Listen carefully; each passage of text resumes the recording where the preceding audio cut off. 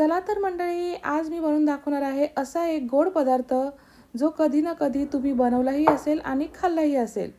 तर आज मी बनवणार आहे मस्त असा खरवस. चला तर त्याची कृती बघून घ्या. इथे मी घेतलेला आहे अर्धा लिटर इतका चीक दूध.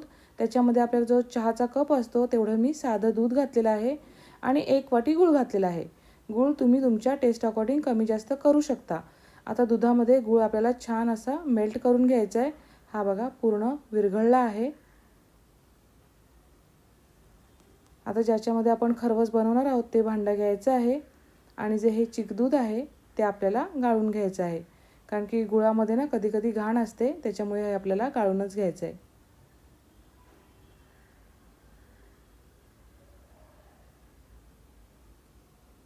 आता याच्यावरती आपल्याला घालायचं आहे जायफळ. जायफळ आपल्याला किसून घालायचं आहे. खरवसवर ना जायफळ खूप छान लागतं, मला खूप आवडतं. हे बघा, तुम्ही वेलची पुडी टाकू शकता तुम्हाला आवडत असेल तर, पण मला जायफळ आवडतं म्हणून मी जायफळ घातलेलं आहे. आणि याच्यावरती आपल्याला घालायचं आहे थोडंसं केसर. इथे मी स्टीमर गरम करत ठेवलं होतं. आता याच्यामध्ये आपल्याला हे भांडं ठेवायचं आहे, झाकण देऊन ठेवायचं आहे. हाय फ्लेमवर आपल्याला 20 ते 25 मिनटं आपल्याला हे स्टीम करून घ्यायचं आहे. आता 20 ते 25 मिनटानंतर मी झाकण काढलेलं आहे. सुरीने आपल्याला चेक करून घ्यायचं आहे. बघा, सुरी एकदम क्लिअर आलेली आहे, म्हणजे आपलं खरवस एकदम रेडी आहे. हे बघा, मस्त असा खरवस आपला तयार झालेला आहे. आता याच्यातून मी हे भांडं काढून घेत आहे. आता हे थोडंसं ना आपल्याला गार होऊ द्यायचं आहे. थोडं गार झालं की आपल्याला हे कट करून घ्यायचं आहे. बघा, साईडनं असं कडा सोडवायचे आहेत. एकदम परफेक्ट आपला खरवस तयार झालेला आहे. आता आपल्याला पाहिजे त्या साईजच्या आपल्याला वड्या पाडून घ्यायच्या आहेत.